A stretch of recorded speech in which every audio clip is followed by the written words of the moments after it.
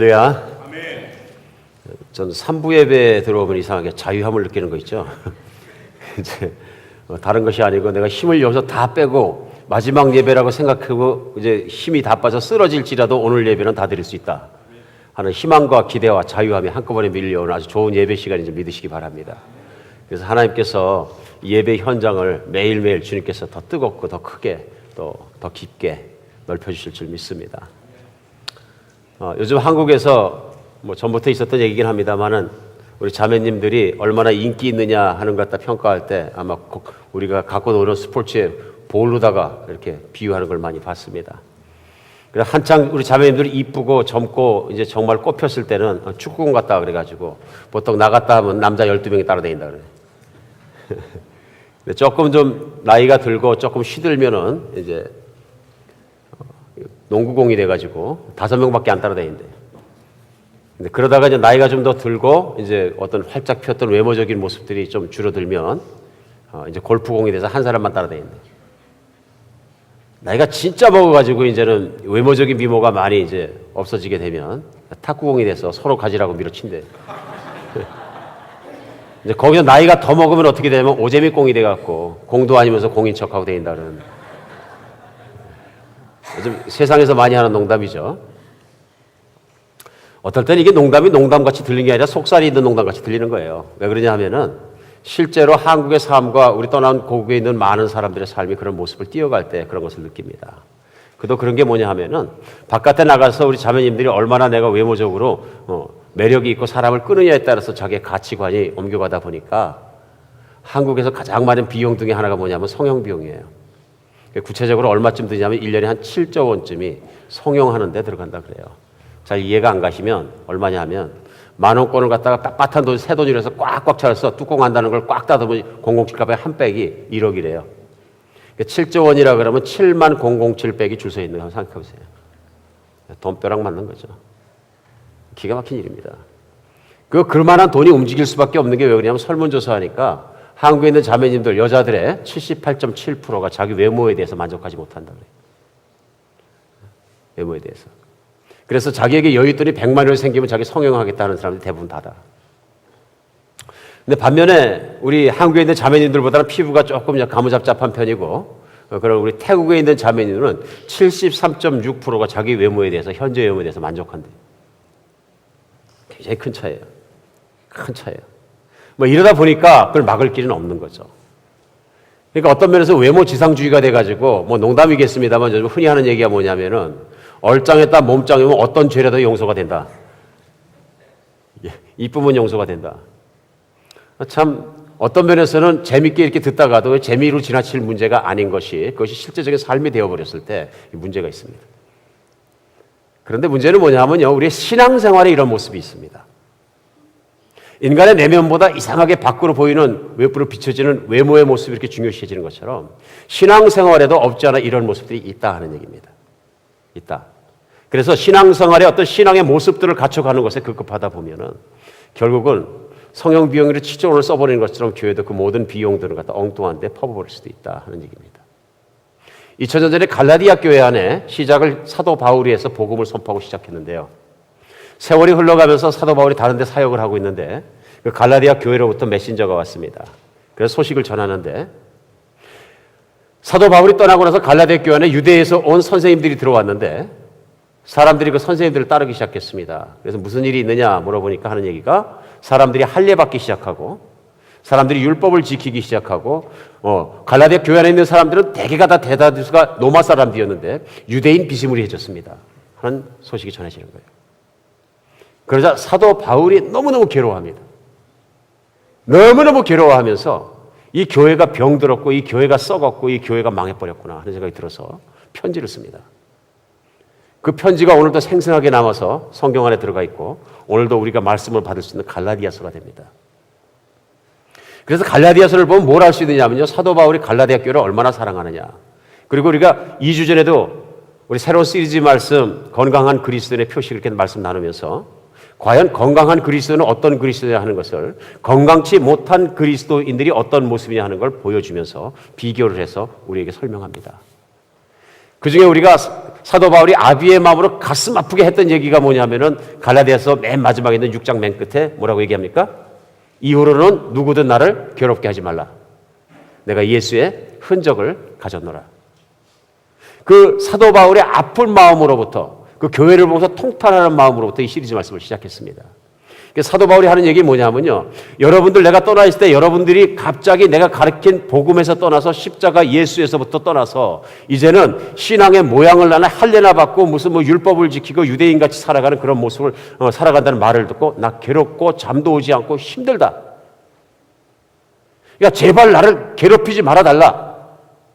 그러면서 내가 예수를 흔적을 가졌다. 그래서 갈라디아서 전체로 말씀을 전해주신 게 뭐냐면 건강한 그리스도는 이렇게 해야 됩니다 하는 걸 갖다 꽉 찔러 넣어준 거예요. 그러니까 저희들한테는, 여러분과 저한테는 너무너무 중요한 서신이 되는 거죠. 왜 그럴까요? 오늘 현대에도 이런 일이 왕왕 있기 때문에 그렇습니다. 21세기 교회에 갈라디아 교회 같은 똑같은 문제가, 심각한 문제가, 병든 문제가, 교회가 병들고 교인이 병들고 사람들이 병들고 비실비실하는 문제가 있다 하는 얘기예요. 그러므로 갈라디아서 하나님 말씀을 펴가지고 얼마나 갈라디아서 말씀을 많이 외우고 많이 아느냐 하는 것보다 중요한 건 뭐냐면 이것이 오늘 현장 속에서 내가 깨달아지는 게 더 중요합니다. 이게 남의 얘기가 아니라 내 얘기구나 하고 깨달아졌을 때 우리는 발전할 가능성이 있습니다. 오늘 하나님 말씀이 우리의 가슴속을 휘집고 들어와서 성령의 능력으로 우리를 확 변화시키고 휘집어버리는 역사가 있으면 좋겠습니다. 내가 세워놨던 논리적으로 딱딱하고 관념적으로 하나님을 알고 내 머리로 알았던 교만이 있다면 다 깨져버리고 성령의 능력이 하나님 말씀에 무릎을 푹 꿇게 하는, 그래서 하나님 말씀을 따라가게 한 놀라운 역사가 있으면 참 좋겠습니다. 그래서 우리 말씀을 나눴던 게 뭐냐 하면은 건강한 그리스도에 대한 시리즈 말씀 중에서 제일 첫날은 갈라디아서 2장 20절 말씀 가지고 같이 나눴습니다. 사도 바울이 얘기하는 예수의 흔적이 무엇이냐? 이후로는 나를 괴롭게 하지 말라. 내가 예수의 흔적을 가졌느냐? 진정한 신앙인의 첫 번째 시작하는 것은 예수 그리스도의 십자가입니다. 그래서 십자가의 흔적을 가지고 있어야 돼요. 그 얘기는 뭐냐면요, 어떤 그리스도인이라도 그리스도인이라고 불림받고 그리스도인이 시작하는 것은 다른 어떤 곳에 시작하면 안 되고요, 내가 죽고 다시 태어난 예수 그리스도의 십자가에서 반드시 태어난다. 그 외에 다른 곳에서 소생한 생명은 잘못된 생명이라는 얘기예요. 그래서 2주 전에 말씀 나누면서 이 시대 복음이 얼마나 십자가의 복음이 듣기 힘든 시대가 되어버리는가 말씀 나눴어요. 제가 아주 통분하는 바입니다. 그래서 말씀드렸죠? 신앙생활, 교회생활 10년 하면서 교회 열심히 되어야 되는데 예수 그리스도의 십자가의 그 진정한 복음을 들어본 적이 없다 얘기하십니다. 그럼 대관절 10년간 되는 교회는 무엇을 위해 되느냐? 어떻게 되어야 되냐? 오늘 성경에서 피 맺히도록 부르짖는 말씀이 뭐냐면 예수 그리스도의 십자가예요. 그러니까 6장에서 사도 바울은 아주 깨끗하게 단언하잖아요. 그런즉 내가 그리스도 예수의 십자가 외에는 결코 자랑할 것이 없나니 세상이 나에 대해서 십자가에 못 박힌 내가 세상에 대해서 그러하니라. 6장 14절 말씀이죠. 그러니까 제일 먼저 중요한 것은 내가 그리스도와 함께 십자가에 못 박혔나니 그런즉 이제 내가 산 것이 아니라 내 안에 그리스도께서 사신 것이야. 이 고백이 입술의 고백만 된 것도 아니고 내가 생각으로 아는 것도 아니고 내 마음속에 들어오신 살아계신 하나님의 성령님이 역사하셔서 내 마음 안에서 그것을 실현시켜 주셨느냐. 이게 뭐냐면 성령의 능력이에요. 그래 고린도서에서도 고린도 교회에 똑같은 문제가 생깁니다. 방법은 다르지만 본질은 같은 문제예요. 사도 바울이 떠나고 나니까 고린도 교회 안에 교사가 들어오는데 로마식으로 철학 공부를 많이 하고 언변이 좋고 웅변술에 능한 사람들이 많았고 그들은 직업적인 사람들이었어요. 이들이 예수를 믿는다 그러면서 그 현란한 언어술과 그 현란한 말과 모든 철학적인 언어를 동원해서 예수를 믿는다 그러는데 가장 중심에 세운 게 지성적인 교단을 만들어버린 거예요. 교단이 지성화해버린 거예요. 그랬을 때 사도 바울이 하는 얘기가 뭐냐면 내가 가서 그들을 알아볼 테니 그의 말의 재주가 아니고 내가 그들의 성령의 능력을 시험해버리라. 거기서 말하는 성령의 능력은 은사가 아니에요. 요즘 또 은사지향주의로 막 치우친 분들이 그건 은사의 능력이고 막 그게 아니고요. 거기서 얘기하는 건 사도 바울이 그 교회를 바로 세울 때 집요하게 얘기하는 십자가의 그 능력이에요. 오직 십자가에 죽으신 예수 그리스도를 전하시는 분은 성령님이시고 성령님의 능력이 그 말씀을 들을 때 사람을 변화시키는 거예요. 성령은 생명을 살리고 생명을 일으키는 성령의 능력이, 생명의 능력이 그 안에 있는가 확인해 보겠다 이런 얘기입니다. 건강한 그리스도의 첫 번째는요, 예수 그리스도의 십자가의 흔적으로 말미암아 생명의 능력이 내 안에 있는 사람, 생명이 있는 사람. 우리 지난주에 나온 두 번째는 무슨 흔적이었죠?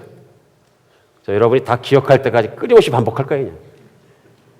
제가 제일 억울하게 생각하고 슬프게 생각한 게 뭐냐면 설교 말씀 듣고 나서 그 다음 주 주말에 체크업해 보니까 5%도 기억 못한다는 사실이에요.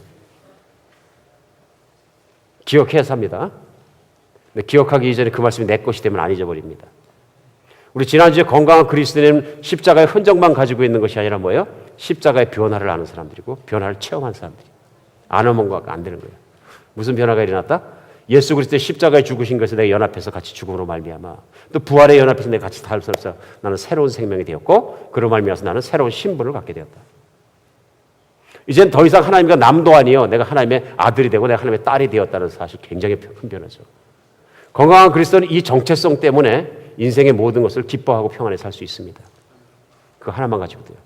근데 거기서 하나 끝나지 않고 건강한 그리스도인은 그리스도 예수의 십자가의 복음으로 말미암아 내가 새 사람이 되었을 때 내 새 내면이 생긴 것을 알게 됩니다. 전에는 걱정과 근심과 인생의 목표가 달성되지 않은 좌절감과 모든 것이 기본복돼서 내 자신이 푹 거꾸러진 모습이었다면 이제는 하나님이 내 안에 계시면서 나의 마음을 지켜주셔서 전에는 알지 못했던 절대적인 평안이 들어오고 기쁨이 들어오고 그래 하나님의 나라는 먹고 마시는 게 아니라 무엇이에요? 의와 평강과 희락이라는 하나님의 나라가 내 안에 임해서 내 마음이 달라지는 거예요. 새로운 내면을 갖게 된 거예요. 근데 진짜 예수의 사람이 된 사람마다 그 다음에 또 일어나는 새로운 변화는 뭐냐면 내 안에 새로운 미래를 갖게 된다. 그래서 지난주에 말씀 하나하나 나누면서 같이 말씀 속에서 같이 알아봤어요. 그건 뭐냐면 세상은 80살이나 90살 많이 살아야 죽기 때문에 어떻게 돼요? 항상 목표가 거기에 닫혀 있습니다. 인생이 짧다고 느껴지니까 짧은 인생에 빨리 내 목표를 이루어야 된다고 생각하니까 제일 먼저 오는 건 뭐냐면 좌절감이에요. 뜻대로 안 되거든요. 현실이 녹록하지 않고 내 마음대로 되지 않거든요. 실제로 떠나온 조국의 한국 같은 경우에는 최말단 공무원이 정말 시험 봐서 공무원이 되는 것에 대해서 얼마나 힘들어요? 100대 1이 됐는데 100대 1. 나머지는 볼 필요 없어요.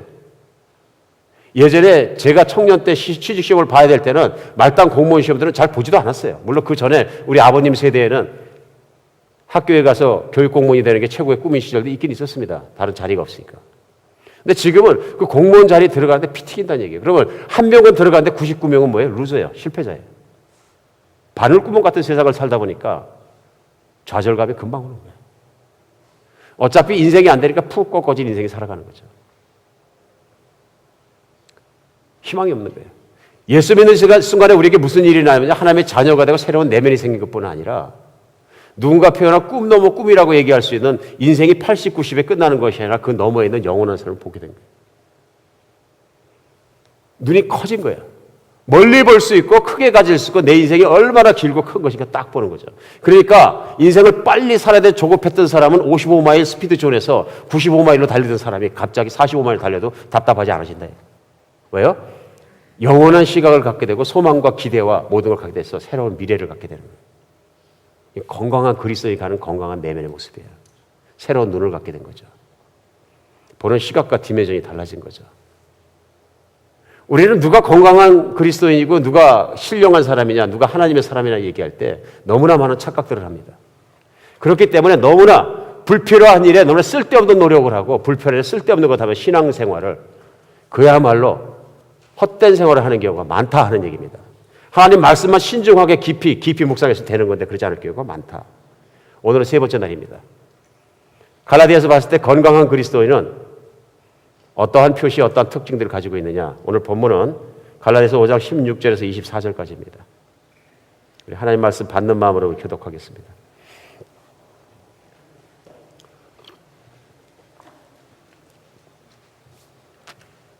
네, 다 찾으셨어요? 갈라디아서 5장입니다. 이제 앞으로는 이러고 그랬어요. 하나님 말씀 볼 때는 서두르지 않기로 했어요. 이 말씀 그냥 막 읽을 게 아니라 뼈에 박아야 되기 때문에 어떤 말씀은 제가 잘 외우는 말씀들이 많아서 막 오토바이처럼 달달달달달 합니다. 천천히 뼈에 박게 생각해 가면서 우리 읽었으면 좋겠습니다. 내가 이르니 너희는 성령을 따라 행하라. 그리하면 육체의 욕심을 이루지 아니하리라.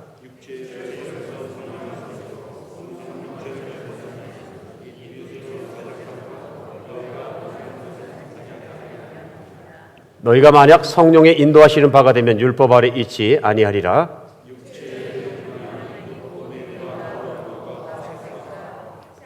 우상 숭배와 주술과 원수 맺는 것과 분쟁과 시기와 분냄과 당짓는 것과 분열함과 이단과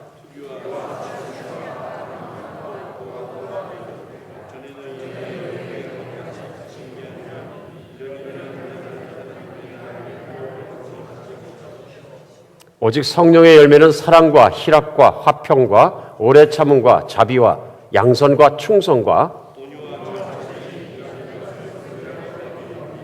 다 함께요. 그리스도 예수의 사람들은 육체와 함께 그 정욕과 탐심을 십자가에 못 박았느니라.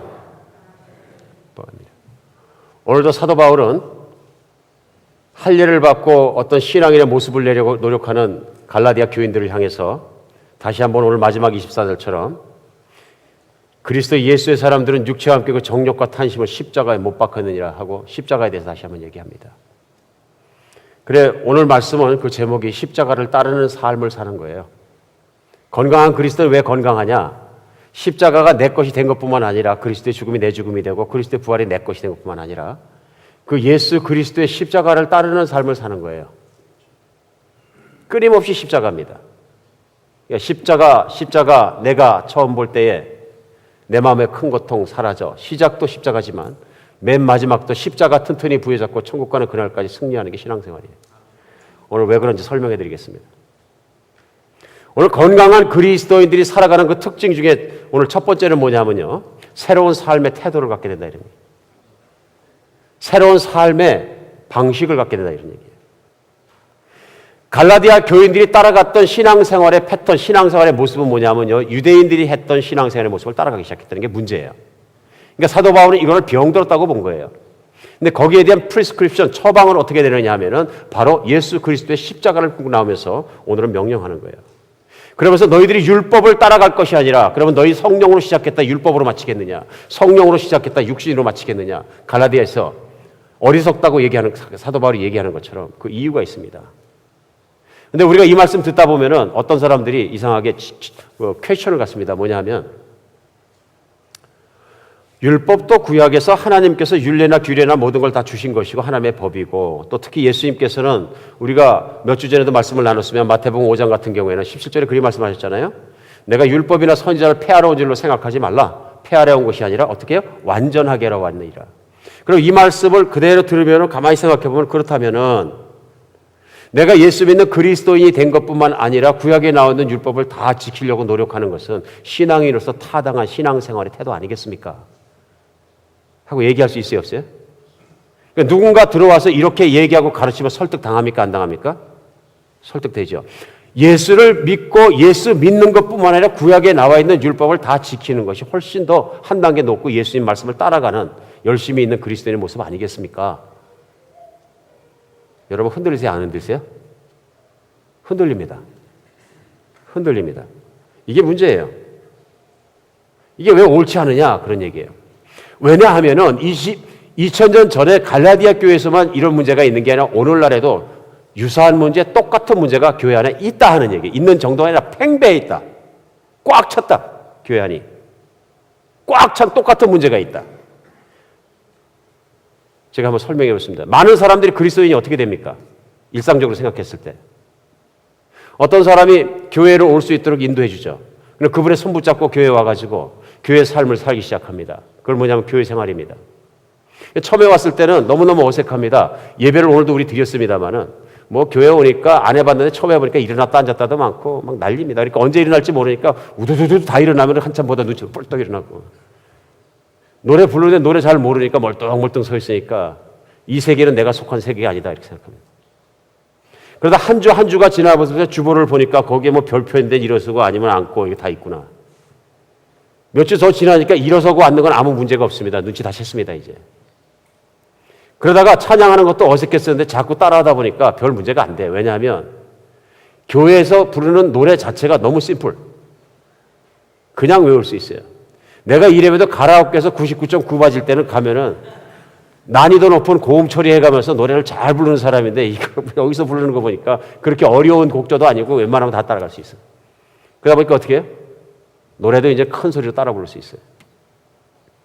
그것뿐만 아니라 노래 부르다 보니까 찬송과 곡조가 심플하고 외우시고 어떤 거 보니까 가슴에 타치도 돼. 뭔가 좀 뭉클한 것 같기도 하고 뭐 괜찮아. 내용이. 뭐 그런 대로 하나님 믿습니다 하는 마음도 좀 생기려고 그러고 괜찮은 것 같아. 그러다 보니까 내가 좋아하는 찬양도 생기고 전에는 유행가 가사만 있는 유행가 CD만 놓고서 막 다니면서 가라오케 다니고 이렇게 했었는데 이제는 가끔 마음에 드는 찬송 CD도 사기 시작했어요. 그래서 찬송 CD를 틀고 다니니까 옆에 앉아있던 와이프가 되게 좋아해. 아, 우리 남편이 이제는 예수 사람 됐고 교인 됐다. 되게 좋아하는 거예요. 몇 개월 더 되니까 뭐든지 다 할 수 있어, 이제는. 이제는 기도도 할 수 있어. 대표 기도하는 것과 모든 기도를 또 식사 기도를 들어보니까 별거 아니에요. 그러니까 어느 날 갑자기 여러 사람이 모였는데 구역 예배 드리는데 누가 대표 기도를 좀 해달라 그래. 식사 기도 해달라 그러니까 얼떨결에 했는데 기도 잘했다고 난리네. 그래가지고 한 1년 지나가니까 목사님 부르더니 1년 지나셨으니까 이제 서리 집사 받으세요. 그러는 거예요. 뭔진 모르지만 좋은 감투인 같으니까 받지요, 뭐. 받은 거예요. 세례도 받고 서리 집사도 받고 한 몇 년 또 집사 받았으니까 더 열심히 해야지. 사람들이 인정해주고 그러니까. 박수 주니까. 열심히 했어요. 너무 열심히 하니까 사람들이 보고 안수 집사 시켜주래. 안수 집사 또 열심히 하고 교회를 섬겼더니 그때는 노련해져가지고 누가 봐도 아주 성숙한 그리스도인. 기도도 잘하고 성경도 몇 번 읽었고 훈련도 받았고 그때 장로가 됐네. 어떤 사람은 안수 집사로, 어떤 사람은 장로로, 목자로, 목사까지도 할 수 있어요. 신학교 갔어요. 그럼 여러분 생각하실 때 이 신앙생활이 잘된 신앙생활이니까 문제가 있습니까? 그러면 제가 이런 신앙생활 왜 이렇게 잘하는 겁니까? 속속들이. 뻔하죠. 제가 와이프 손에 끌려갖고 다니면서 몇 년간 해본 일이에요. 남의 얘기가 아니다 그런 얘기. 해봤다. 그런데 이렇게 살아가는 신앙생활에 직분이 올라가고 뭐하고 뭐가 문제예요? 네, 말씀드릴게요. 성경 말씀을 읽거나 성경 말씀을 듣거나 보면 볼수록 성경 말씀 안에 뭐라고 그러시냐면 예수를 믿으면 평안이 오고 예수를 믿으면 기쁨이 오고 예수를 믿으면 뭐가 오고 다 온다 그러는데 내 안에 그거는 잠깐만 정말 불 반짝할 정도로 쇠가 붙어서 반짝할 정도로 왔을 때는 있었는데 항상 보면 내 안에는 그런 게 잘 없는 거예요. 그리고 예수 믿으면 하나님 말씀대로 다 해서 살게 된다는데 사람도 변하고 인격도 변하고 성품도 변하고 열매도 맺는데 가만히 생각해 보니까 한 10년 동안 난 열매가 없는 것 같은 거예요. 그래서 생각해 보니까 예수 믿기 때문에 내 직분이 있기 때문에 어쩔 때는 설교 말씀 듣거나 뭐라고 해서 내가 화내지 말아야지. 그래서 화 안 내려고 진짜 노력 많이 했는데 되더라 이거예요. 전에는 10번 화낼 거 내가 5번을 줄였는데 문제는 뭐냐면 그러다 보니까 사람들이 내가 직분도 있고 그러니까 술도 안 먹으려고 담배도 안 먹으려고 가끔 못 참겠으면 조금씩 했는데 숨어서 그런데 화나는 거 참을 때는 못 참겠는 거예요. 5번까지는 참겠는데 5번은 터지는 거예요 이게. 근데 참으면 참을수록 참아야지. 참을 거야. 근데 어쩔 때 맥시멈 안 참으니까 이게 터지는 데 보니까 더 크게 터지는 거예요. 크게 터지니까 감당할 길이 없어요. 그동안 참아왔더니 가서 술 마시고 담배 피고 막 그러는 거예요. 막 망가져버리는 거예요.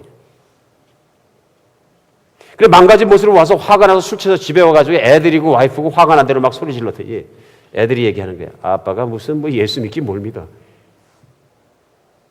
아빠가 예수 믿는 사람 맞아? 이렇게 애들이 삐뚤어지기 시작하는 거예요. 이게 아주 희귀한 얘기입니까? 지금 흔한 얘기입니까? 여러분 판단에 맡기겠습니다.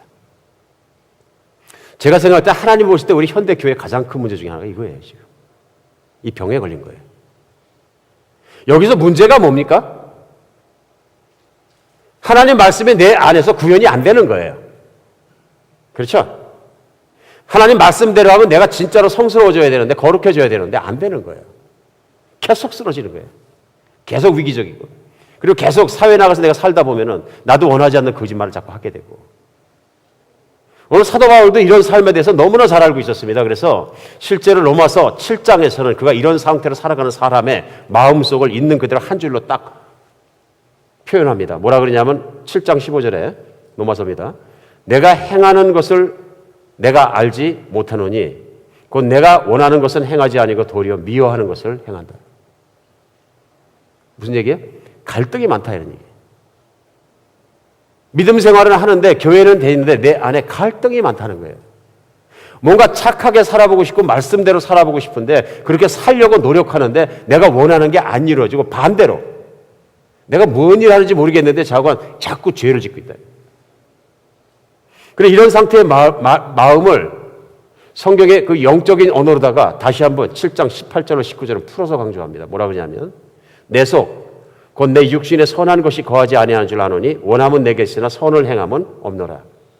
내가 원하는 바 선은 행하지 아니하고 도리어 원하지 않은 바 악을 행하는도다. 이게 무슨 말씀이냐면요.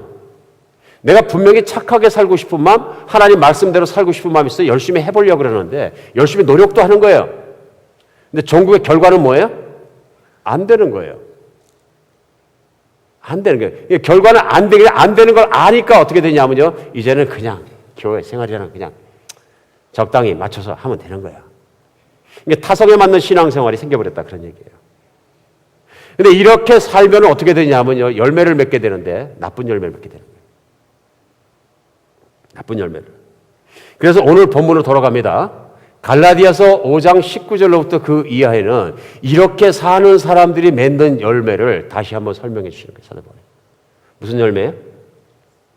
19절부터 육체의 일은 분명하니 음행과 더러운 것과 호색과 우상숭배와 주술과 원수 맺는 것과 분쟁과 시기와 분냄과 당짓는 것과 분열과 이단과 투기와 술 취함과 방탕하고 또 그와 같은 것이 거기서 끝난 게 아니라 and so on 계속된다는 얘기예요. 그러니까 교회는 열심히 다니는데 이런 열매가 맺혀진다. 그러니까. 사도 바울 얘기는 무슨 얘기냐면요.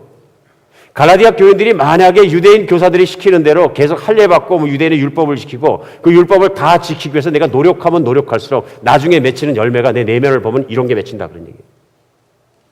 신앙생활도 마찬가지예요. 제가 설명해 준 대로 그렇게 신앙생활을 하면 전국적으로 나에게 맺히는 열매가 이 열매가 맺힌다는 얘기예요. 뭐예요? 음행, 더러운 것, 호색. 내가 세상에 있을 때나 신앙생활 할 때는 내 몸, 마음속에 음란한 건 똑같다 그런 얘기예요.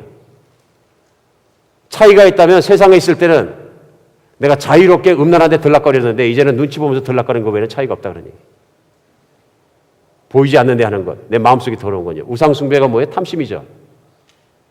내 마음속에 탐심이 다 없어지지 않아서 세상에 나가서 사업을 하거나 직장생활을 할 때는 땡길심이 강해져가지고 내가 수단 방법 안 가리고 돈을 끌어들이는 태도에서는 똑같다 그런 얘기예요. 이제 하나님 말씀대로 내가 버는 것에 대다수를 갖다가 먹는데 쓰는 아주 정말 최소한의 것을 남겨놓고선 다 하나님 말씀대로 자선을 하고 베풀고 사역을 위해 쓰는 그런 것들은 내가 발견할 수 없다 그런 얘기예요. 그 원수 맺는 거 분쟁 시기 이런 게 다 있는 게 뭐냐면 교회 생활에서 열심히 섬기긴 섬기는데 예를 들면입니다. 특정 사실과 관계없습니다. 또 걱정되는 거. 연말이 되었고 안수 집사를 추천하라 그러는데 분명히 내가 열심히 내가 안수 집사를 추천받아야 되는데 목사님이나 성도들이나 눈이 뼈치 다른 사람을 딱 싫어요. 그 순간부터 무슨 마음이 뭐냐면 저 안수 집사 옆에 누구는 목사님한테 잘 보이고 누구한테 잘 보이고 성도처럼 밥 사줘갖고 이렇게 됐다 그러고 막 욕하고 되는 거예요. 왜 그러는 게? 시기, 질투, 분냄, 분당 이것이 내 안의 마음에서부터 시작되는 거예요. 왜냐하면 화가 나니까. 그럼 이런 것들이 교회 안에 없는 일이냐면 솔직하게 시인할 수밖에 없는 교회 안에 흔한 일이에요. 그러니까 교회마다 가장 크게 아프고 정말 아픈 문제는 뭐냐면요. 사람이 만날 때마다 그룹이 생기고 분당을 하고 시기하고 서로 싸우고 견제하고 긴장이 있는 거예요. 교회 안에. 무한정 사랑과 용납과 용서와 온유함과 안아주는 것과 그런 모든 하나님의 나라에 있는 것이 일어나는 것이 아니라 반대 열매가 교회 안을 자세히 들고서 보면 주렁주렁 맺힌다는 얘기죠. 얘기가 좀 길었습니다. 이게 중요해서 그렇습니다. 왜 이런 신앙의 열매가 맺히는 겁니까? 오늘 본문은 왜 맺힌다 그래? 육신을 따라가면 맺힌다. 육신을 따라가면. 육신을 따라가는 게 뭡니까? 오늘 이거는 깨달아야 돼 우리. 갈라디아 교회에 따라간 것들이 뭐냐면 육신을 따라갔다. 할례를 받는 거나 율법을 행하라 그러는 모든 것이 뭐냐면 너희들이 육신의 모양을 내려 그런다. 그게 무슨 뜻이에요? 그 육신의 모양을 내는 신앙생활을 따라가면 네가 어떻게 되냐면 이런 모든 더러운 열매들이 맺히게 된다. 육신을 따라갔다는 얘기는 뭐냐 하면요. 신앙생활을 하면서도 교회 생활을 하면서도 여전히 주체가 난 거예요. It's me. It's me. 내가 교회를 열심히 하고 열심히 하는 것은 뭐냐면요. 내가 교회 생활을 열심히 해서 좋은 신앙인이 되기 위해서 열심히 하는 거예요. 그리고 그 모든 열심이 어디서 나오냐면요. 나를 중심으로 나오는 거예요. 그게 아무리 신령한 걸 목표로 두고 간다 할지라도 그 목표로 들어가는 주체가 내가 됐을 때는 육신이에요. 육신이에요. 오늘 잘 이해가 안 가시는 분을 위해서 막바로 본론에 들어가겠습니다. 이게 진짜 중요해요. 오늘 본문은 그렇게 아픈 병들은 신앙생활을 위해서 사도 바울이 얘기하는 엔타이덧 그러니까 프리스크립션 처방이 뭡니까? 성령을 따라 행하라. 16절. 내가 이르노니 너희는 성령을 따라 행하라. 신앙생활이라는 게 뭐냐면요. 내가 열심히 해가지고 내가 열심히 한 것이라서 거룩해지고 내가 열심히 한 결과를 갖다 하나님 잘 따라가는 그 모습 자체는 우리가 들을 때 뭐 나 빼. 속지 마시기 바랍니다. 그리스도인의 신앙생활이라는 건 그런 것이 아니에요. 그리스도인의 참 신앙생활이라는 건 무엇이냐면요. 예수와 함께 십자가에 죽는 거예요. 왜요? 왜 죽어야 합니까? 예, 보통 세상의 구조가 어떻게 되어 있냐면요. 창조하신 하나님, 세상, 내가 있는 거예요. 삼각형이에요. 입체예요.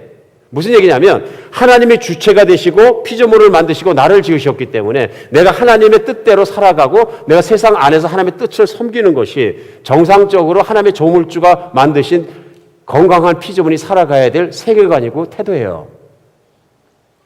근데 내가 주체가 돼서 인생을 살 때는 하나님은 빼버리고 나하고 세상과만 관계를 맺어온 거예요.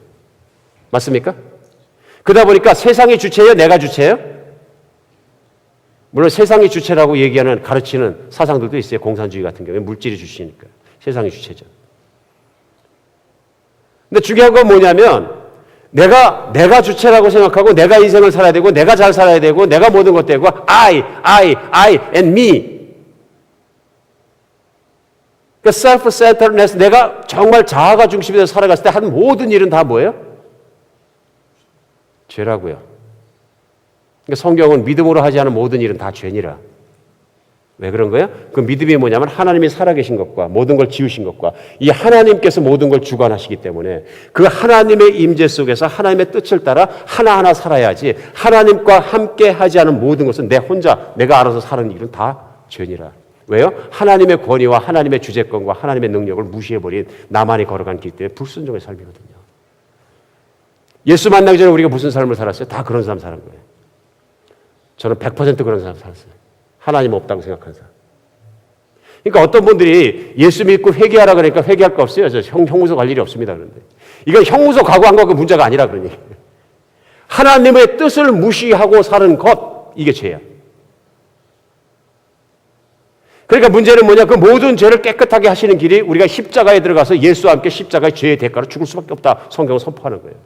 하나님을 무시한 죄, 하나님을 떠난 죄, 하나님을 경멸한 죄까지는 모두가 죄니까 십자가에 죽을 수밖에 없는 거죠. 그런데 하나님 우리를 사랑해서 예수 보내주셔서 내 대신 그 자리에 죽어주십니다.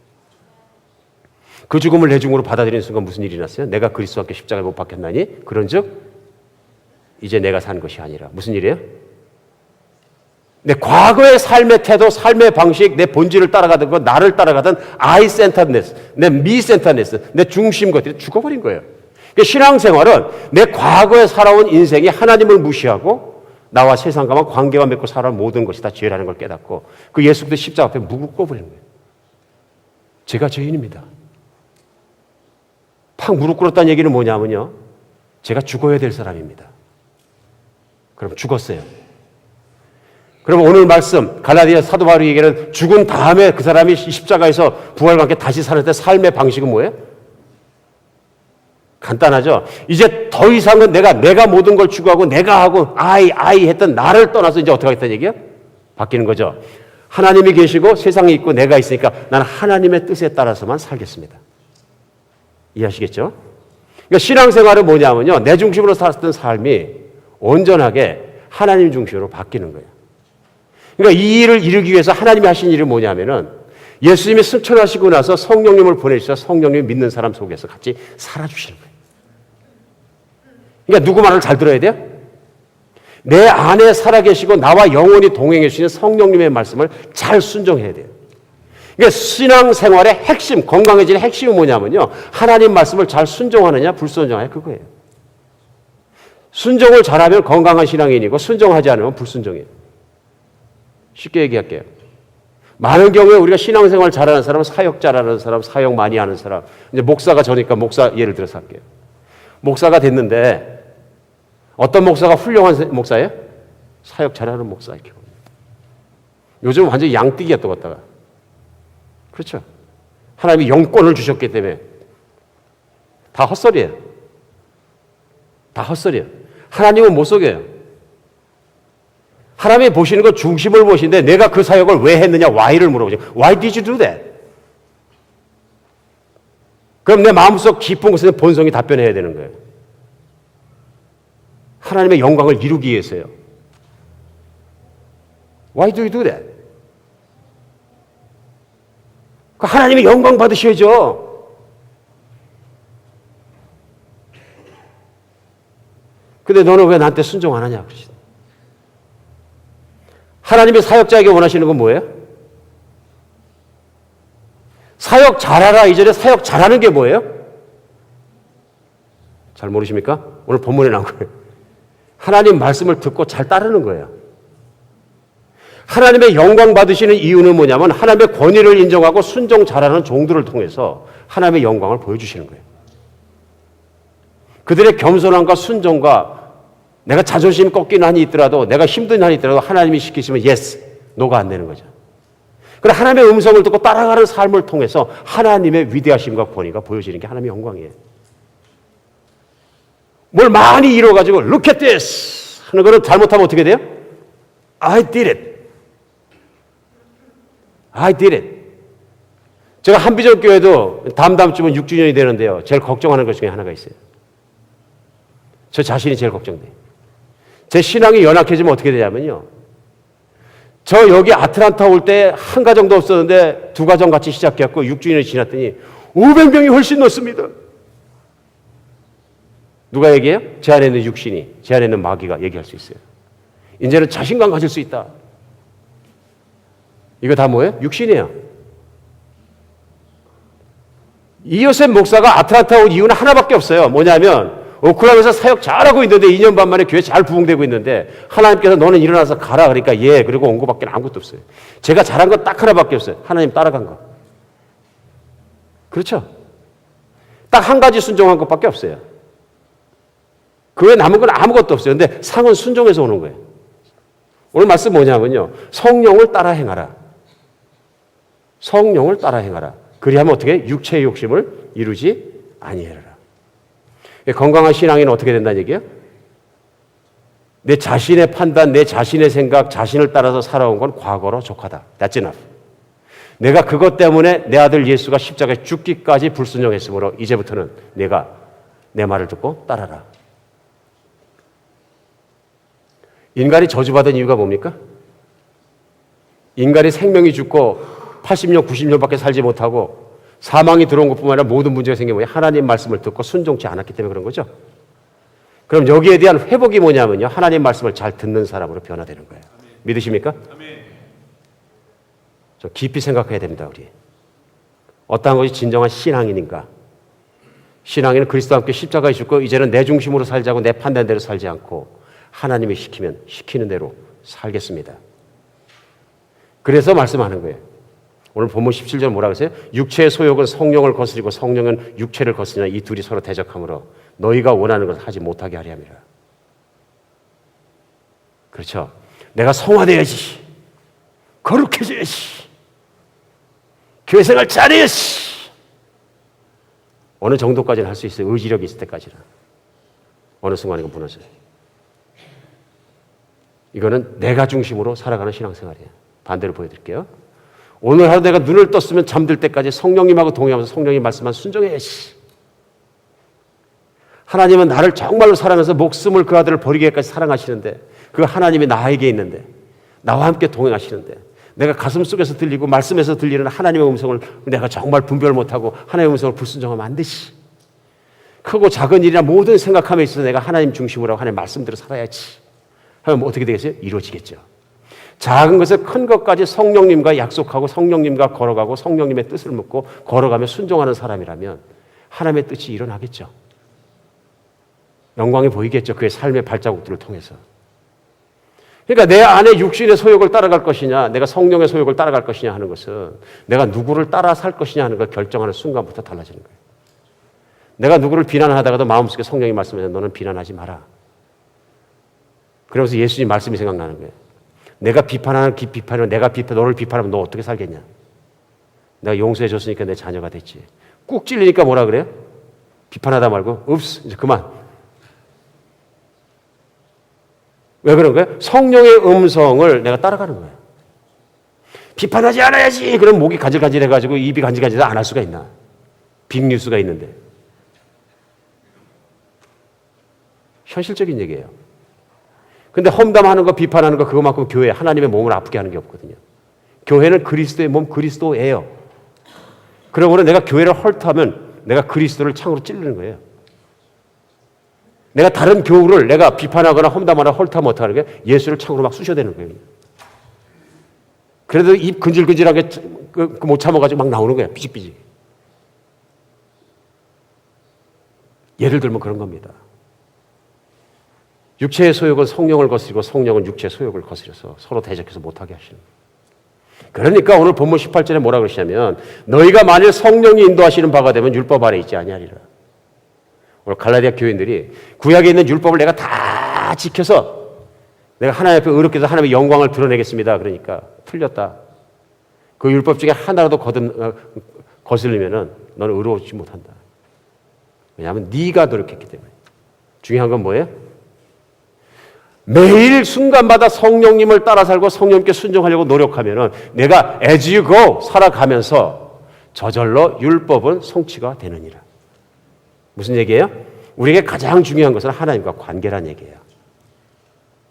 관계성의 원칙입니다. 인간의 가장 심각한 문제도 하나님과 관계가 끊어진 것이고 왜요? 말씀을 듣고 불순종하기 때문에. 이제는 완벽하게 순종한 예수 그리스도 그분의 죽음을 내 죽음으로 받아들이고 예수님께서 순종한 그 예수의 죽음으로 말미암아 나를 깨끗하게 보이신 칭의가 내 안에 이루어졌다면 이제부터 나는 새로운 사람이 되었기 때문에 새로운 생활 방식을, 생활 태도를 가져야 된다는 거예요. 내 자아를 따라간 삶은 과거로 족하다는 얘기예요. 그러므로 교회를 섬기면서 이제는 성령을 따라간 삶은 교회 열심히 섬기는 당연한 것이고 왜 섬기는 거예요? 나를 사랑해서 나를 위하여 자기 몸을 버리신 예수님이 교회니까. 그렇죠? 교회는 the body of Christ, 예수잖아요. 교회 머리도 예수의 예수로 충만한 곳이니라. 그러므로 이 교회 자체가 한 덩어리를 보면 예수님인데 예수님을 사랑하니까 섬긴 거니까 나의 이름이 나던 말던 뭐 그런 거 관계 있어요 없어요? Never, I don't care. 왜 했습니까? 나 그냥 하나님 사랑해서 했어. 부족하지만. 여러분 그 차이를 느끼시겠어요? 똑같은 사역을 해도. 제가 목회자입니다면 제가 목회를 하더라도 왜 하냐고 물으면 나 예수님께 지금 빚이 많고 너무 사랑받아가지고 나 예수님 사랑해서 뭐 어쨌든 예수님 원한다고 생각하면 나 그 일하기 있어. 그러다 보니까 목회합니다. 그리고 성령님이 날 하라고 하셨다고 믿습니다. 태도의 차이 느끼시겠어요? 오늘 우리 신앙생활에 정말 중요한 것입니다. 이것이 잘못되면 아무리 열심히 해도 그 열심이 나를 위한 열심으로 바뀌어버리는 거예요. 그리고 열심히 가면 갈수록 매년 사역을 하면 할수록 삶을 살수록 쓴뿌리가 남고 나쁜 관계가 남고 오늘 육신의 열매들이 주르륵 맺히는 거예요. 자, 이제 우리 깨달음 적용하겠습니다. 그럼 어떻게 살면 성령을 따라 삽니까? 새로운 삶의 태도를 삽니까? 매일매일 성령님과 하나님과 대화하시기 바랍니다. 인간은 수많은 셀프톡, 자기 자식의 독백을 하면서 살아갑니다. 내 생각이 뭐냐면요, 내 자신에게 얘기하고 있는 거예요. 그리고 내가 결론을 내리고 내가 모든 걸 하려고 합니다. 고집스럽습니다. 하나님 말씀이 들으면 작은 손 하나가 마음속에 나와서 저지합니다. 내가 결정할 거예요.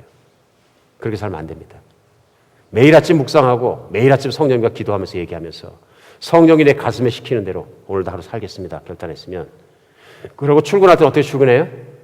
신발 신고 도시락 가방 들고 그냥 나갈 게 아니라 문 딱 열어서 성령님 가십시다. 직장에 가서 어떻게 시작해요? 딱 앉자마자 일부터 시작할 게 아니라 성령님 오늘 직장은 제가 어떻게 할까요? 오늘 사업 어떻게 할까요? 그럼 묵상하는 것에 성령님이 시키신 대로 항상 임재 가운데서 그 성령님을 따라가야 돼요. 내가 신앙생활할 때 교회만 와서 하는 것이 아니라 7 days, 24 hours, 일주일 내내 24시간 그분과 함께 사는 거예요. 신앙생활은 뭘 이루는 것이 아니고 하나님과 함께 살아가는 거예요. 믿으십니까? 이걸 잃어버리니까 신앙생활이 이상해지는 거예요. 병들어 버리는 거예요. 근데 안타깝게도 현대 그리스도인의 신앙생활을 배울 땐 그리스도의 십자가와 함께 죽고 나서 하나님 따르고 성령을 따르고 철저하게 하나님께 순종하는 훈련을 거쳐서 신앙인 곧 그리스도인이 되는 것이 아니고 외적인 것들 모양을 만드는 것들 교인들의 생활을 하는 것들, 활동하는 것들을 먼저 배우다 보니까 신앙의 본질, 그 십자가의 능력과 성령의 능력은 온데간데 없어져 버리고 껍데기만 남는 그 신앙생활의 모습만 남아있으니까 항상 공허하고 항상 힘들고 항상 스트러글링하고 이렇게 되는 거죠. 여러분, 복음도 그렇고요, 예수 그리스도의 말씀도 그렇고요, 머리로 아무리 지식을 많이 들어도 지식에 지나지 않습니다. 왜요? 내 삶을 바꾸지 못하니까요.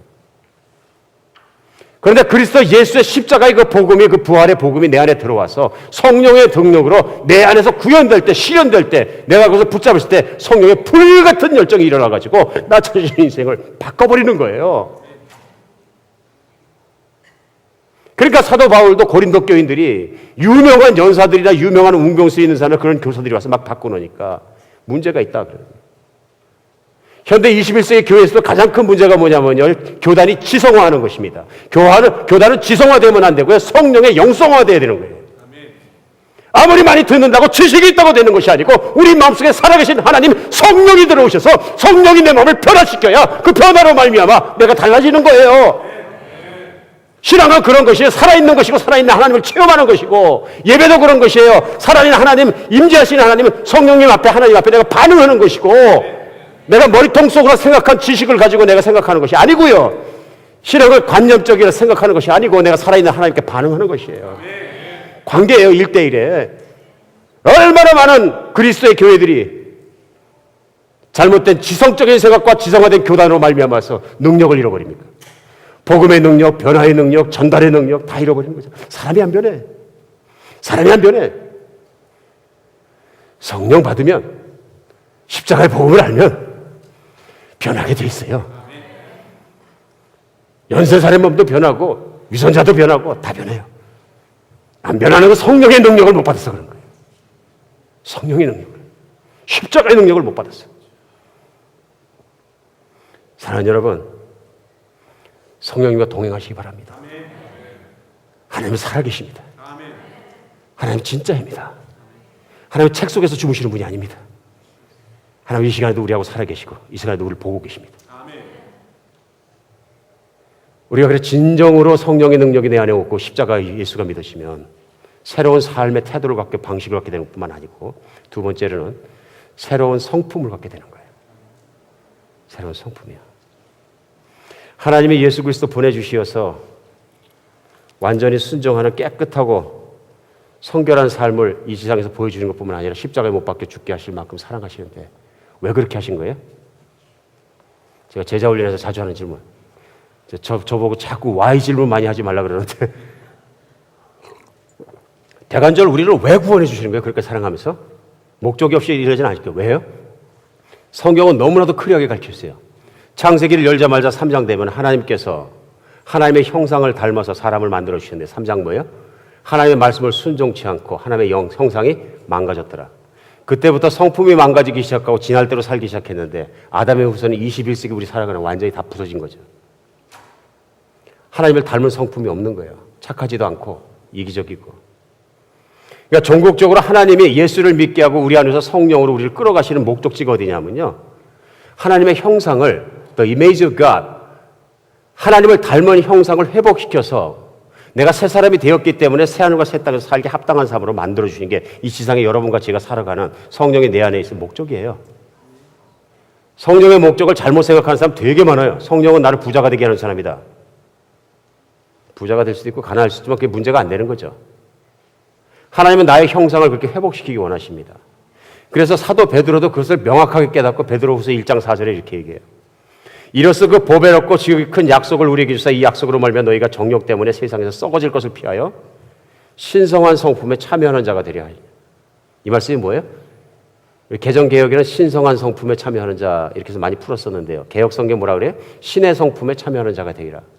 신의 성품이 뭐예요? God's character. 하나님의 형상, 또 image of God. 좀 더 유식한 예를 얘기하면 그 라틴어로 얘기하는 그 이미지 데오, 하나님의 모습을 회복시키시는 거예요. 얼마나 중요한 거예요. 결국은 뭐냐면 우리가 예수 열심히 믿게 되고 건강한 신앙이 되면 하나님의 성품을 닮아간다 그런 얘기예요. 그러니까 어떤 분들 이게 싫어해요. 목사님 나 기독교 좀 마음에 안 들어요. 그러니까 교회는 좋은데 너무 세게 믿는 교회 가기 싫어요. 왜 그렇습니까? 그러면 아니 적당히 믿어야지 막 광신자 돼가지고 막 성격도 변하고 막 노굿 그래. 두려움이 있는 거예요. 무슨 두려움이에요? 나는 나이어야지 내가 살기 좋은 거지. 내가 갔는데 어떤 집사님처럼 용기도 없어 보이고 그런 모습이 싫다 그런 얘기예요. 나는 내 개성이 있다 그런 얘기예요. 개성을 잃어버리기 쉽지 않아서 내가 그런 모습 되어서 광신자는 안 되겠습니다. 광신자는 무슨 광신자예요?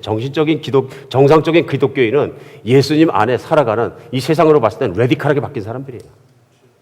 성령 받은 사람은 레디컬하게 바뀌게 돼 있어요. 안 바뀌면 그냥 성령 못 받은 거예요. 왜냐하면 믿음의 결과는 변화예요. 성령의 역사심의 결과도 변화, 곧 트랜스포메이션이고요. 문제는 뭐냐면은 변화시켜 가시는데 어떻게 변화시키냐 하는 것에 대한 이해가 부족해서 그런 걱정을 하는 거예요. 오늘 본문은 우리가 성령님을 닮아서 변화됐을 때 어떻게 변한다 그래요? 22절부터입니다. 읽겠습니다. 오직 성령의 열매는 사랑과 희락과 화평과 오래 참음과 자비와 양선과 충성과 온유와 절제니 이 같은 것을 금지할 법이 없느니라. 이 얘기는 무슨 얘기냐면 이런 걸 거절하고 싶은 사람이 아무도 없다는 얘기예요. 봐요. 어떤 사람이 사랑이 풍성하고 항상 기뻐. 여러분은 인상 푹 쓰고 불평 불만이 많고 만나면 누구 욕하고 맨날 불평하고 이런 사람이 좋습니까? 아니면 늘 기쁜 얘기나 그런 얘기하는 사람이 좋습니까? 당연히 기쁜 사람이 좋죠. 저는 목회자이기 때문에 인상 푹 쓰고 사는 분들도 물론 만납니다. 그리고 어떨 땐 2시간씩 얘기를 들을 때가 있는데 집에 오면 타이레놀 먹어요. 마음도 복잡하고 머리도 복잡하고 이게 와가지고 피지컬리 정신적으로 아주 그냥 아주 피곤해. 물론 그래도 사랑합니다. 불평이 있을 때 옆에 사람한테 하지 말고 목사한테 하세요 제발. 딴 데는 하지 마시고. 늘 기쁜 사람 얼마나 좋아요. 오래 참을 수 있는 사람. 쇼템퍼 옆에 있으면 정신없잖아요. 불안하잖아요. 이 세상에 아이들이 제일 불안한 게 뭐냐면 이런 쇼템퍼 아버지하고 사는 거예요. 분위기를 가늠할 길이 없어요. 아침에는 반짝반짝해서 I love you 다 했는데 저녁 때 들어와 보니까 완전히 폭발했어요. 그러니까 학교에서 오면서 아버지가 어떤 분위기, 어떤 얼굴을 하고 있을지 하도 얼굴이 많아가지고 잘 몰라. 어쩔 때 막 무관심한 표정이 뭔가 일하고 있어요. 그러니까 애들이 성격이 안정감이 없는 거예요. 그러면 나는 화끈하고 열정적이라 좋대. 그건 자기만 좋아해야지 그건 좋은 게 아니다. 그런데 항상 마음속에 끊임없는 기쁨과 화평을 가지고 오래 참을 수 있고 그런 정말로 변하지 않는 성품을 가지고 있으면 얼마나 좋겠어요. 자비롭고 항상 좋은 걸 추구하고 더 좋은 건 뭐냐면 충성이에요. 충성이 우리 한국말로 충성해 놓으니까 뭐 국가에 대해 충성 생각하는 그게 아니고요. 영어로 풀면 이게 faithfulness예요. 신실함이에요.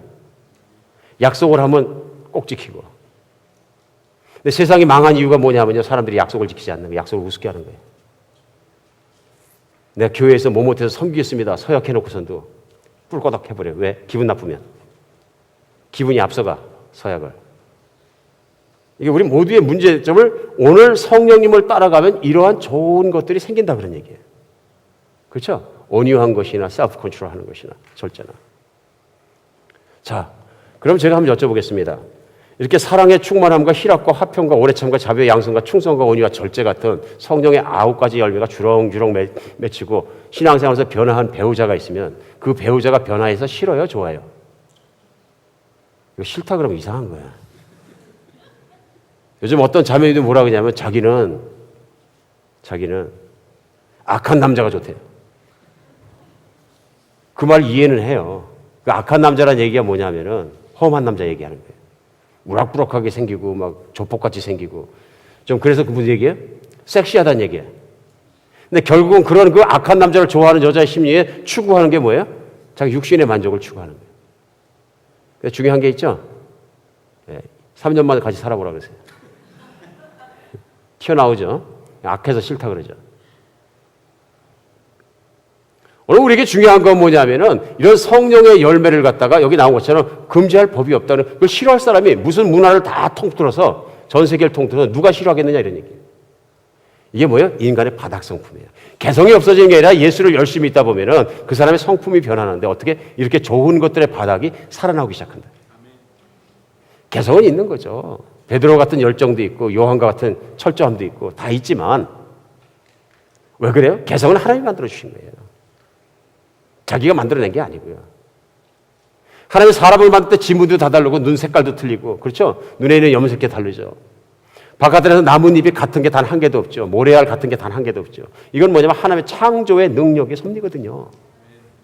개성을 주신 건 하나님이지 내가 아니기 때문에 내가 하나님을 열심히 따라가면 오히려 내 개성이 더 크게 해지는 거죠.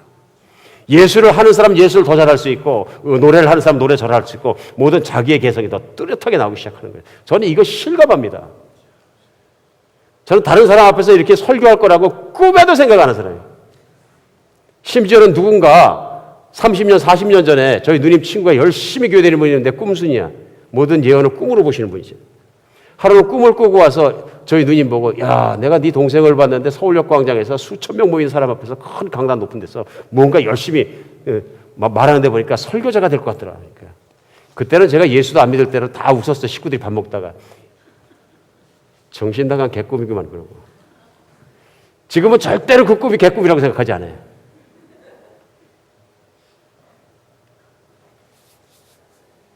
우리 인생에 하나님을 믿는다는 것은 이 모든 게 변하는 걸 얘기합니다. 변하는 걸 얘기합니다. 여러분, 많은 경우에 우리 생각할 때 이것도 또 율법주의로 갈 수도 있어요. 나 온유함 만들어야지. 나 화 안 낼 거야. 화 안 낼 거야. 절대로 안 낼 거야. 돼요, 안 돼요? 언젠가 터지는 거예요. 다시 그 얘기로 돌아갑니다. 그럼 어떻게 하면 이게 되는 거예요? 저는 그 성령의 9가지 열매를 딱 놓고서는 만들어 갑시다. 그 얘기 하고 싶지 않습니다. 오늘 본문은 무엇을 가르쳐 주는 거예요? 제일 중요한 게 뭐예요? 오늘 시작하는 본문에 성령을 따라 행하라. 하나님 말씀에 순종하는 삶을 사는 신앙생활을 살라. 그리하면 어떻게 된다 이게? 하나님의 열매를 맺히게 된다. 내가 맺는 거예요? 아니면 맺히는 거예요? 수동태요. 맺히는 거예요. 내가 열매를 맺어서 만드는 것이 아니라 열매가 맺히는 거예요. 어떻게 할 때? 하나님을 따라갈 때 성령을 따라가니까 성령의 열매가 저절로 맺히는 거예요. 이 중에 뭐만 맺으려고 그러는 게 아니라 성령을 100% 따라가서 100% 열매가 다 나올 거고 반쪽 따라서 반쪽 열매가 나올 것이고 읽다 마른 것도 나올 수 있고 그렇다는 얘기 아니에요? 그런 얘기입니다. 그러니까 핵심은 뭐예요? 성령을 따라 살면 열매를 맺히는 거예요. 그런데 어떻게 하면 열매가 맺히느냐? 어떻게 하면 닮아가요? 닮아가는 건데. 여러분, 존경하면 닮아갑니다. 존경하면. 사람은 존경하는 사람 닮아갑니다. 제가 유명한 교회들 보니까 그 같이 살겠던 부목사님들은 나중에 설교하는데 보니까 말뚝같이 따라가. 지금 믿습니다. 그럼 누구예요? 믿습니다. 하면 조영기 목사님. 그러니까 그 밑에서 이렇게 계속 배우신 분들은 존경하시니까 다 따라가. 믿습니다를 안 하면 이게 뭐가 안 이루어지는 거죠.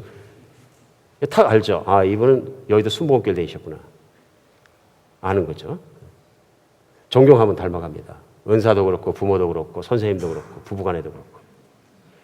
성경도 말씀합니다. 하나님을 경외하라. 하나님을 경외하라. 하나님을 존경하고 하나님을 신뢰하고 하나님을 믿으면 닮아갑니다. 그리고 사랑하면 닮아갑니다. 부부간에도 부부가 사랑하면 닮아갑니다. 가끔은 미워해서 닮아가는 사람도 있긴 있는데 나쁜 쪽으로 닮습니다. 그러나 부부가 사랑하면 분명히 부부도 닮아갑니다. 30년 지나고 나면 저희 식구도 좀 그런 것 같은데 좀 비슷해집니다. 분위기도 비슷하고. 자주 만나면 닮아갑니다. 아무리 존경해도 아무리 사랑해도 자주 안 보면 안 닮아갑니다. 성령을 따라가는 삶이 그런 겁니다. 하나님을 신뢰하고 존경하고 하나님을 많이 사랑하고 내가 먼저 사랑을 시작한 게 아니라 나를 너무너무 사랑해서 자기의 생명을 바치고 나를 볼 때는 신발 신지 못하고 맨발 벗고 뛰어나올 법하면 정말 극단적으로 사랑해 주시는 하나님 내가 사랑할 때 닮아갑니다. 안 보면 안 닮아갑니다. 그 하나님 매일 만나고 매 순간 만나고 하나님과 동행하면 닮아갑니다. 열매가 맺히겠어요? 안 맺히겠어요? 말씀 맺습니다. 요한복음 15장에 보면 예수님께서 열매를 맺는 유일한 방법을 가르쳐 주십니다. 뭐라 그러시냐면 내가 참 포도라면 너희는 가지니 너희는 내 안에 거하라. 가지가 나무에 붙어 있지 않으면 저절로 과실을 맺을 수 없는 같이 너희도 내게 붙어 있지 아니하면 그리하리라. 너희가 내게 붙어 있으면 너희는 과실을 많이 맺나니 너희가 과실을 많이 맺으면 아버지께서 기뻐하시니라. 내 아버지는 농부시킬 때 포도나무를 그냥 두지 않고 과실 맺지 않은 가지를 잘라버리시느니라. 우리 인생의 신앙생활이 건강해지고 열매를 많이 맺는 길은 하나입니다. 예수께 붙어 있는 거예요. 그래서 15장에 말씀하십니다. 내 말이 너희에게 거하고 너희가 내 안에 거하면 무엇이든지 원하는 대로 구하라. 그리하면 이루리라. 그 앞에 조건이 있습니다. 너희가 나만 따라 살 때는 네 마음에 있는 소원이 내 소원과 일치되고 무엇이든지 원하면 다 이루어질 것이다. 이걸 착각할 때가 많아요. 자기 육신의 것을 뒤있다 구하면서 이건 예수님의 뜻이라고 착각할 때 말이에요. 아닙니다. 성령의 사람이 되시기 바랍니다. 내 안에 지금부터 시작해서 영원히 갈 때까지 떠나지 않고 마지막까지 남아있는 분은 하나님밖에 없습니다. 세상도 없어지고 죽음이 들어오고 정말 달도 없어지고 해도 없어지고 모든 것이 어두워지고 끝나고 다 떨어질 때 남아있는 건 하나님의 말씀, 약속, 하나님 내 안에 있는 성령님밖에 없습니다. 사랑하는 여러분, 우리의 신앙이 건강하게 살아나는 주일 되었으면 좋겠습니다. 하루에 모든 걸 이룰 수는 없지만 그러나 완벽한 시작을 할 수는 있습니다. 예수 그리스도와 함께 성령님과 함께 시작하시기 바랍니다. 기도하겠습니다.